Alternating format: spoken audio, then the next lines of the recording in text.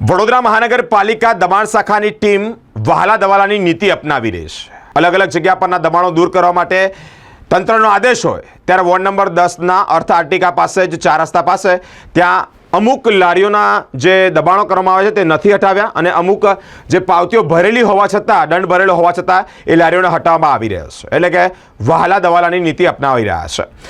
કોનું પ્રેશર છે?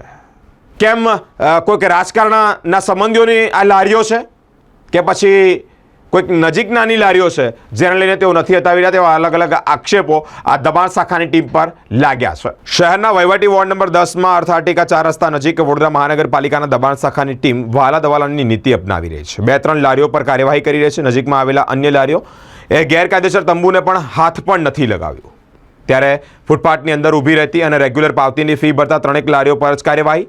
એક મોટો પ્રશ્નાર્થ ઊભો થયો છે। નજીકમાં ગેરકાયદેસર રીતે અન્ય લારીઓ તંબુ પર મીઠી નજર છે। સ્થાનિક રાજકારણીઓના સગાની લારીઓ મૂકવાની ગોઠવણમાં જરૂરિયાતમંદ પરિવારની રોજગારી છીનવી લેવાનો કારસો કોના ઇશારે થઈ રહ્યો છે તે પણ એક ચર્ચાનો વિષય છે। વડોદરા મહાનગરપાલિકાની દબાણ શાખાની ટીમ વોર્ડ નંબર 10માં વહાલા દવાલાની નીતિ અપનાવી રહી હોય તેવા આક્ષેપ પણ છે ત્યારે આ કર્મીઓ સાથે જ વેપારીઓનો વિરોધ જોવા મળ્યો છે। વાસણા ભાયલી રોડ ખાતે પંચમુખી હનુમાનજીનું મંદિર ત્યાં અર્થ આર્ટિકા 4 રસ્તા પાસે જ ખૂણામાં આવેલી જગ્યામાં વર્ષોથી શાકભાજીની લારીઓ ચલાવતા વેપારી અને પરિવાર કાયદેસર રીતે ફી એટલે કે પાવતી મેળવી રહ્યા છે, ફી આપી રહ્યા છે અને ધંધો કરી ગુજરાન ચલાવી રહ્યા છે। તેવામાં અન્ય લારીઓ અંદર ખૂણાના ભાગે મૂકેલી હોય, ટેબલના સામાન હોય, પાલિકાની દબાણ શાખાની દ્વારા ઉઠાવી લેવાનો પ્રયાસ કર્યો હતો। જ્યારે અહીંયા પંચમુખી હનુમાનજી મંદિર તરફથી અર્થ આર્ટિકાથી નીલાંબર સર્કલ તરફ જવાના રોડ પર ગેરકાયદેસર લારીઓ તથા તંબુ બાંધી અન્ય વેપારીઓ ધંધો કરી રહ્યા છે। કેટલીક ઈંડાની લારીઓ પણ છે। અહીંયા કચરો પણ ફેંકવામાં આવે છે। તેમ છતાં લારીઓ સામે વહીવટી વોર્ડ નંબર 10ના અધિકારીઓ મહેરબાન છે।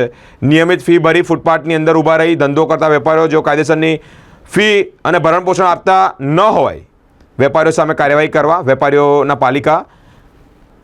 પાલિકાના નીતિનો વિરોધ કરી રહ્યા છે। વેપારીના આક્ષેપ મુજબ અહીંયા સ્થાનિક રાજકીય વ્યક્તિના સગાની લારીઓ મૂકવા માટે આ ગોઠવણ કરવામાં આવી હોય તેવી પણ માહિતી સામે આવી છે।